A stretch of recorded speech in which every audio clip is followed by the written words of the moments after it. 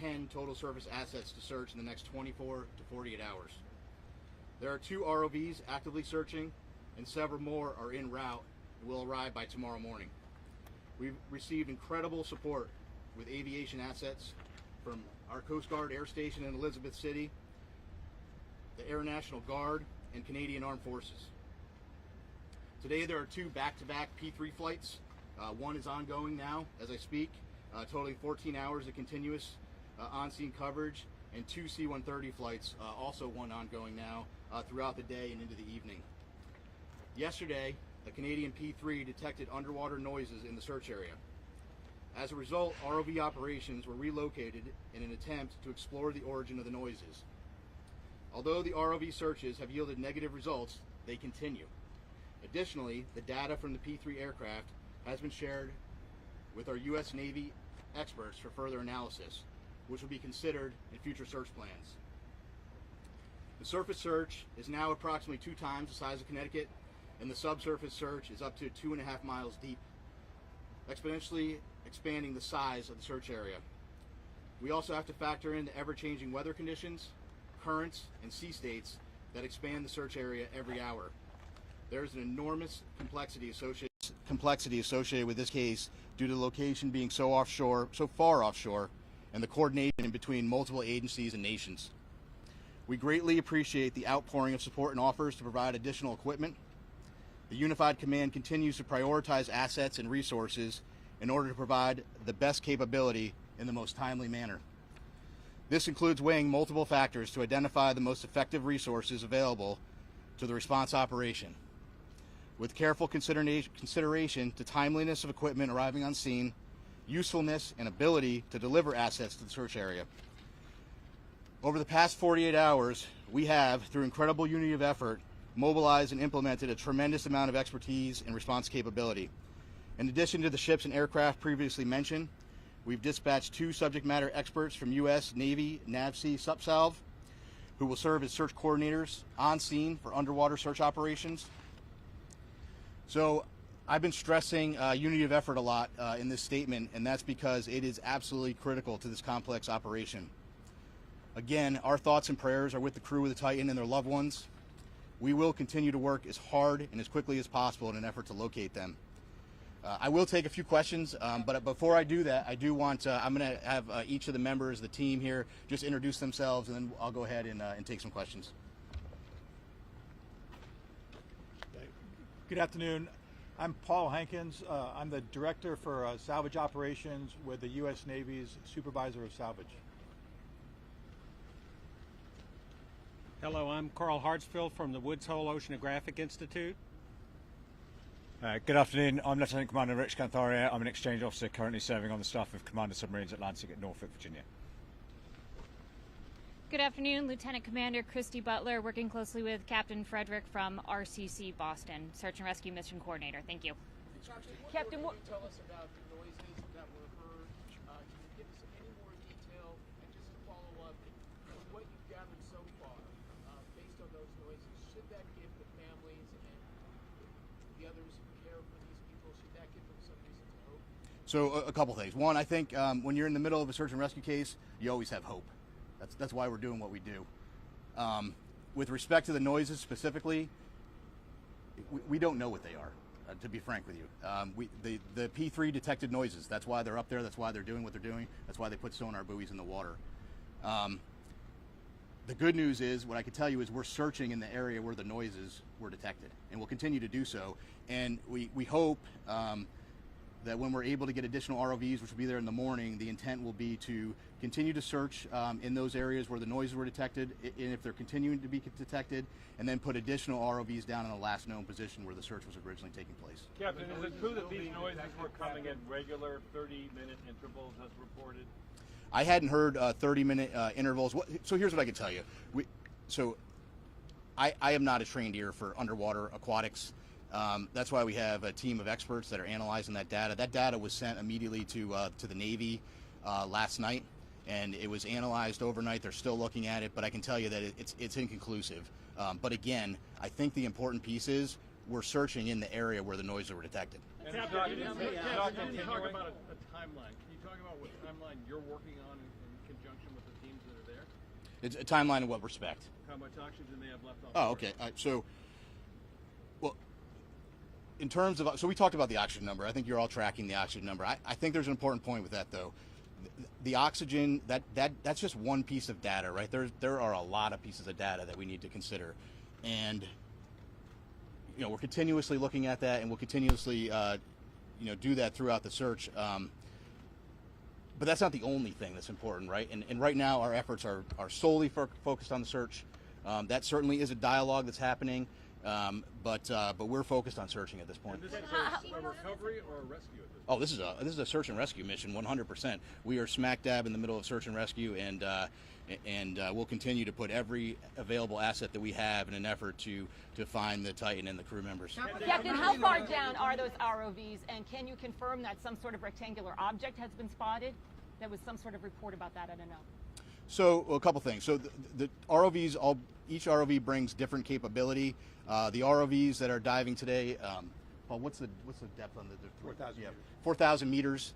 And some additional ROVs that'll be arriving tomorrow have additional depth capability. With respect to an object, so yesterday one of the aircraft did see an object. I will tell you this: in search and rescue missions, when aircraft are flying continuously, there is stuff out in the ocean that is floating. We went back, we looked at it. It wasn't. We didn't determine it to be debris. We don't think it correlates with the case, and it is not uncommon at all during an active search to see things, and then we go and look at them. So. Just apart from BBC News, when were these noises first heard? How long did they persist for? And if I could also ask, do you have any information in terms of food and water that men might have on board the Sun? Yeah. So so several P3 flights have heard noises as yesterday, and we put assets there. We relocated assets immediately. With respect to food and water, it's my understanding there are some limited rations. I can't tell you exactly how much they have aboard, but they do have some limited rations aboard the vessel. Speaking to the families, how much hope can you give them after hearing those noises? Listen, I think you need to be careful. We need to have hope, right? But I can't tell you what the noises are. But what I can tell you is, and I think this is the most important point, we're searching where the noises are, and that's all we can do at this point. Is that your best clue right now about the status of the submersible or those noises? And are the noises continuing now? Have they stopped or are they continuing? So I just wanted to. So it was my understanding that the P3 had heard some noises today as well. But so I do want to take just an opportunity to invite Carl to the podium just to talk a little bit about. He has a little bit more expertise in underwater acoustics, and maybe just to speak to that in general, because again, there are noises below the surface of the ocean, and so I'll just turn it to Carl. Carl, can you spell your name? Yes, Carl Hartsfield.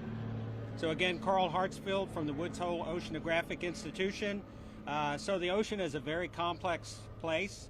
Obviously, human sounds, nature sounds, and it's very difficult to discern what the source of those noises are at times, but I can tell you that this team has multiple sensors.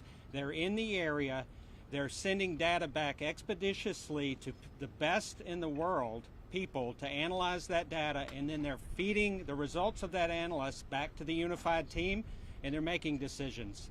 So Woods Hole is here in an advisory role, but by our expertise, what I see is a very tight operational loop that's making decisions based on data, and nothing is ruled out. Are the noises continuing? He said he heard the noises this morning. Are they still continuing on a regular basis now? There have been multiple reports of noises, and every one of those noises is being analyzed, tracked, looked for patterns, and reported upon. Can you describe what the noise sounds like that they're hearing? Well, the noises, again, very complex in the ocean. You have to be an acoustic analysis, and you have to have context. They're trying to put all the pieces together.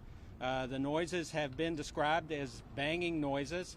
But again, they have to put the whole picture together in context, and they have to eliminate potential man-made sources other than the Titan. Is it possible that a ship in the ocean, is it possible a ship in the ocean or even some mammals out there could mimic that kind of sound? So I can tell you from my experience with acoustics that there are sounds by biologics that sound man-made to the untrained ear, but I can assure you that the people listening to these tapes are trained. There are a lot of vessels in the area, and they each make noise, right? So all of that has to be eliminated, and it's analysis over time. Plus, as the captain said, the team is searching in the right area. So if you continue to do the analysis, look for different patterns, and search in the right area, you're doing the best you possibly can do with the best people on the case. Captain, apparently there was a deep ocean salvage system sent flyway that was sent there to the location. Can you tell if it's on site yet, and how it operates, and how long it would take to rescue at depth with that tape? Which system is he speaking about? Do you know the system? What's the system that you're talking about? It's called the Flyway Deep Ocean Salvage System. That's just a hydraulic. Yeah, that's a crane. Yeah, so that's what I thought. So that's a piece of equipment. It's a crane piece of equipment. There are a lot of pieces of equipment flowing in through St. John's right now. One thing I did want to mention, I think it's important. Some of the ROV capability that's arriving soon is really great, incredible capability. One thing I want to point out is that French team that's coming in to serve aboard with their equipment aboard a French ship. They bring some state-of-the-art equipment, and so once they get on, we're going to have more assets down to look, and we'll continue to put them where we think the best location is. Considering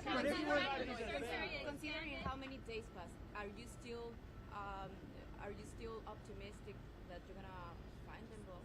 So how many days? Did you ask how many days? Considering how many days passed? Well, so we have to remain optimistic and hopeful when you're in a search and rescue case. So we're right in the middle of the search and rescue case. So I don't want to get into a discussion about when that would end with respect to this case. What I will tell you, though, I'm happy to explain to you kind of how that process were to work. The Coast Guard prosecutes search and rescue cases on a daily basis, and sometimes we don't find what we're looking for, and you have to carefully consider all of the factors, and there are a lot of factors you consider. And then after you consider all of those factors, sometimes you're in a position where you have to make a tough decision. We're not there yet, but if we continue to search, potentially we could be at that point. But again, we're not there yet, and that's a discussion that we will have with the family long before I'm going to discuss that here publicly. What would the rescue operation look like?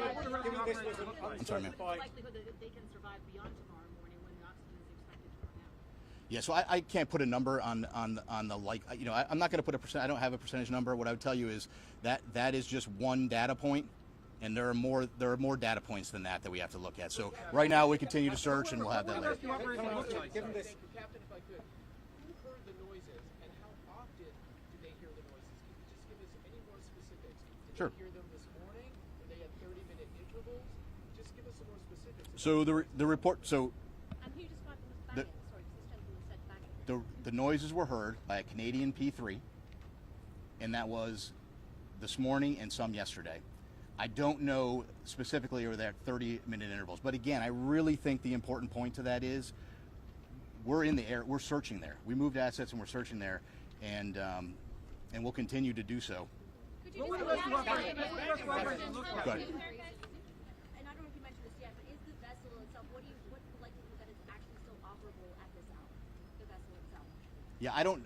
So listen, whether it's operable or whether it's sitting on the ocean floor, whether it's in the sea column, or whether it's in the surface, it's all speculation, and we're just not in the business of speculation. We're in the business of searching, and we're putting everything we can with the data we have to search for the vessel. And I think we'll take one more question. Go ahead, sir. Just want to get a bit more about the role of the Navy and the assistance being provided, as well as the equipment that is being deployed. Yeah, so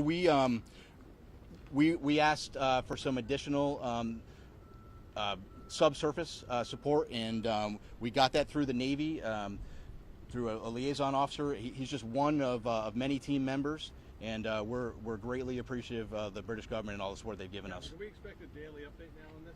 So I think the plan will be to do a daily like this. I'm not going to lock into that right now, but we'll keep you informed, and certainly if there's any major developments, we'll let you know. Thank you very much.